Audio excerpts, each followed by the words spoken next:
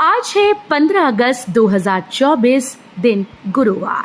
आप सभी को स्वतंत्रता दिवस की हार्दिक शुभकामनाएं। Welcome back to clean news UP. चलिए देखते हैं उत्तर प्रदेश की 25 फटाफट बड़ी खबरों को। पासपोर्ट कार्यालय की तर्ज पर आरटीओ ऑफिस में भी दे सुविधाएं। सीएम योगी ने दिए अफसरों को ये निर्देश। मुख्यमंत्री योगी आदित्यनाथ ने आरटीओ कार्यालय में पासपोर्ट कार्यालयों की तर्ज में सुविधाएं मुहैया कराने के निर्देश दिए।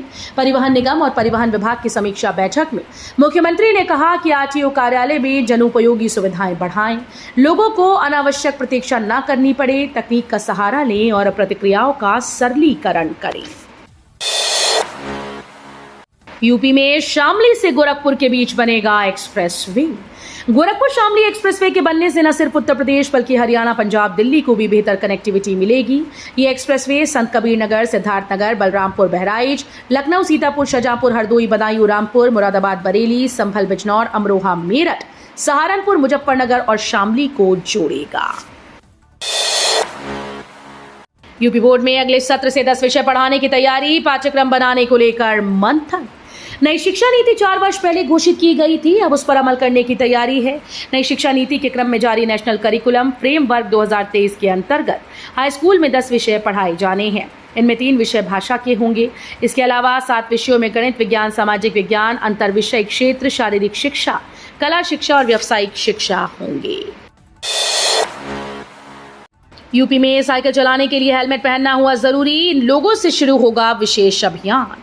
यूपी के मिर्जापुर में ट्रैफिक पुलिस यातायात नियमों के पालन और बच्चों की सुरक्षा दृष्टि से बेहद अहम पहल शुरू करने जा रहा है। मिर्जापुर में अब साइकिल से स्कूल जाने वाले बच्चे भी हेलमेट पहनेंगे। शहर के 2 निजी स्कूल्स के बच्चों से इसकी शुरुआत होगी। उसके बाद अभियान चलाकर जनपद के सभी स्कूल्स में ये व्यवस्था लागू होगी। नोएडा में बिजली की व्हाट्सएप पर होगी शिकायत, चंद मिनटों में होगा समाधान। नोएडा के बिजली उपभोक्ताओं के लिए एक नई सुविधा की शुरुआत होने जा रही है। विद्युत निगम ने शहरी क्षेत्र के बिजली उपकेंद्रों के सीयूजी मोबाइल नंबर पर व्हाट्सएप सेवा शुरू करने का निर्णय लिया। इस नवीन पहल से उपभोक्ता अब अपनी बिजली संबंधी शिकायतें और जिज्ञासाएं सीधे व्हाट्सएप के माध्यम से दर्ज करा सकेंगे। इसके बाद चंद मिनट में इसका समाधान हो जाएगा। भारत के सबसे तेजी से उभरते 100 शहरों में की लिस्ट में यूपी के 4 पर्यटक भी हो रहे आकर्षित। बेहतर रोड और विमान कनेक्टिविटी, वैश्विक स्तर की बुनियादी सुविधाओं और सुरक्षा के माहौल ने उत्तर प्रदेश के 4 शहरों को देश के सबसे तेजी से उभरते हुए 100 शहरों में लाकर खड़ा कर दिया। रियल एस्टेट की सलाहकार फर्म कोलियर्स इंडिया की रिपोर्ट के मुताबिक लखनऊ के अलावा वाराणसी, अयोध्या, कानपुर में उत्तर प्रदेश में आवासीय, वेयरहाउस, डेटा सेंटर, रिटेल और हॉस्पिटैलिटी सेक्टर में सबसे अधिक संभावनाएं हैं। पूर्वांचल एक्सप्रेसवे से लिंक होगा गोरखपुर सिलीगुड़ी एक्सप्रेसवे। गोरखपुर से सिलीगुड़ी तक दूरी कम करने के लिए एक नया रूट तय किया गया है। इसके निर्माण की प्रोसेस जो आगे बढ़ी थी उसमें थोड़ा सा परिवर्तन किया गया। अब इसे पूर्वांचल एक्सप्रेसवे तक जोड़ने का नया प्लान तैयार किया गया है। इस पर भारतीय राष्ट्रीय राजमार्ग प्राधिकरण ने काम शुरू कर दिया। ये कुशीनगर गोरखपुर लिंक रोड से आरंभ होने वाली थी, जो अब कुशीनगर से बढ़कर पूर्वांचल एक्सप्रेसवे के लिंक रोड से गुजरेगी। ग्रेटर नोएडा से जुड़ेगा हापुड़। ग्रेटर नोएडा से हापुड़ को सीधे जोड़ने के लिए प्रस्तावित 105 मीटर चौड़ी सड़क के निर्माण में अब तेजी आने की उम्मीद है। ये परियोजना पिछले लगभग 10 वर्षों से ठप पड़ी थी, लेकिन अब एक नई दिशा में बढ़ रही है।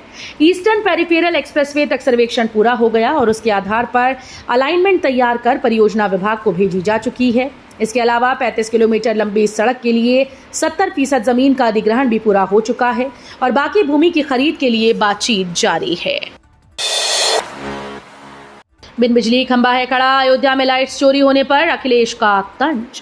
अयोध्या में रामलला के मंदिर की ओर जाने वाले रामपथ और भक्तिपथ पर लगाई गई 50 लाख रुपए से अधिक कीमत की 3800 बैम्बो लाइट और 36 गोबो प्रोजेक्टर लाइट चोरों ने चुरा ली।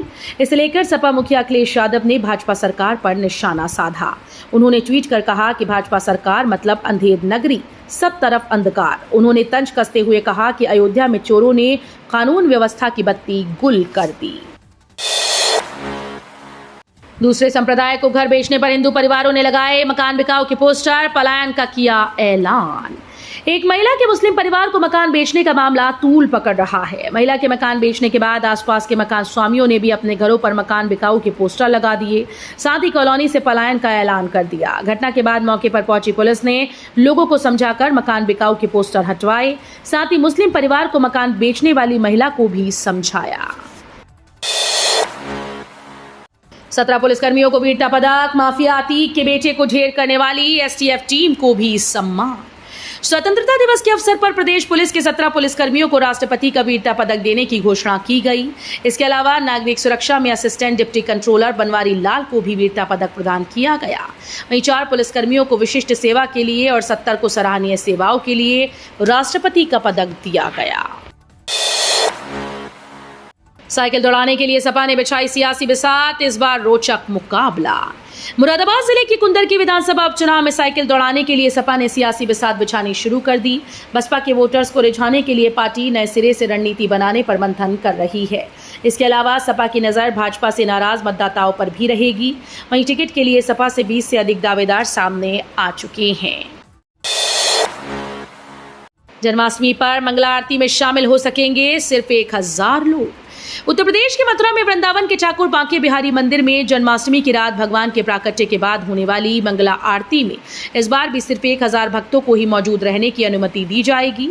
आगरा मंडल की आयुक्त ऋतु माहेश्वरी ने जन्माष्टमी की तैयारियों के संबंध में बुलाई गई बैठक में कहा कि इस बार भी मंगला आरती के समय केवल 1000 भक्त ही मंदिर में उपस्थित रहेंगे। यूपी बीएड काउंसलिंग के लिए रजिस्ट्रेशन शुरू। बुंदेलखंड यूनिवर्सिटी झांसी ने यूपी बीएड संयुक्त परीक्षा 2024 की काउंसलिंग का शेड्यूल जारी करने के साथ साथ रजिस्ट्रेशन विंडो भी ओपन कर दी। बीएड प्रवेश परीक्षा के काउंसलिंग के लिए रजिस्ट्रेशन यूनिवर्सिटी की वेबसाइट bujhansi.ac.in पर जाकर करना है। यूपी बीएड जेईई की चॉइस फिलिंग आज 14 अगस्त से शुरू होगी। ये प्रक्रिया 20 अगस्त तक चलेगी। भाजपा 50 सीट भी जीत जाएगी तो राजनीति छोड़ दूंगा। 2027 का चुनाव, अवधेश प्रसाद ने योगी को दे दी सीधी चुनौती। उत्तर प्रदेश के अयोध्या से सपा के लोकसभा सांसद अवधेश प्रसाद ने योगी आदित्यनाथ को सीधी चुनौती दे दी। उन्होंने दावा किया कि मिल्कीपुर में होने वाले विधानसभा उपचुनाव में उनकी पार्टी की जीत तय है और जीतने से उन्हें कोई नहीं रोक सकता। इतना ही नहीं, साल 2027 में होने वाले यूपी चुनाव को लेकर भी उन्होंने भाजपा को चुनौती दी और कहा कि भाजपा 2027 में 50 से ज्यादा सीटें नहीं जीत पाएगी। अगर ऐसा होता है तो वो राजनीति छोड़ देंगे। यूपी उपचुनाव के लिए बसपा ने तय किए प्रत्याशी, अब होगा नामों का ऐलान।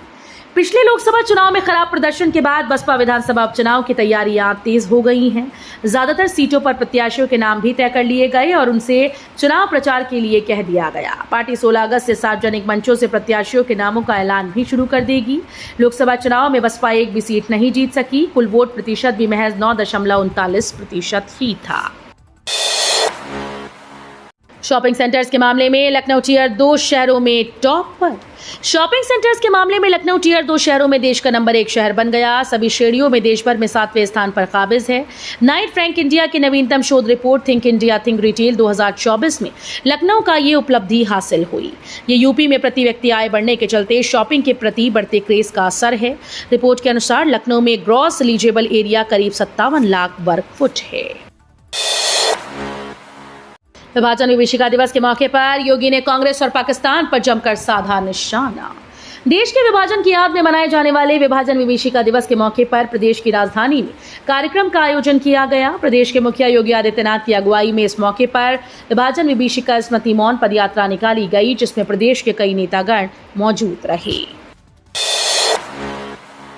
खाली पेट कैसे हो पढ़ाई, 3 दिन से नहीं बन रहा मिड डे मील, बच्चों ने थाली बजाकर किया प्रदर्शन।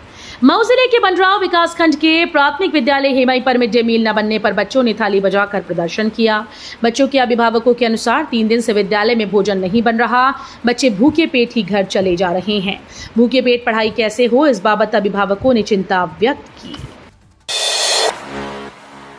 बड़ा घाघरा का जलस्तर, जिले के 22 स्कूल बंद। आजमगढ़ जिले के सगरी तहसील में बहने वाली घाघरा नदी का जलस्तर बढ़ने से जिले के बाढ़ प्रभावित 22 स्कूल बंद कर दिए गए। इन विद्यालय के अध्यापकों की ड्यूटी बाढ़ से बचने और संचारी रोगों से बचने के लिए जागरूकता कार्यक्रम में लगाई गई। राहुल गांधी ने कोलकाता रेप और मर्डर केस में तोड़ी चुप्पी, उन्नाव और हाथरस का भी जिक्र। कांग्रेस नेता राहुल गांधी ने कोलकाता के एक अस्पताल में डॉक्टर के रेप और कत्ल के मामले में चुप्पी तोड़ी। बीते सप्ताह हुई इस घटना पर अब तक राहुल गांधी की कोई प्रतिक्रिया नहीं आई थी। उन्होंने बुधवार को एक्स पर लिखे एक पोस्ट में कहा कि आरोपी को बचाने का प्रयास किया जा रहा है। इसके साथ ही उन्होंने हाथरस, उन्नाव और कठुआ में हुई यौन उत्पीड़न की घटनाओं का भी जिक्र किया।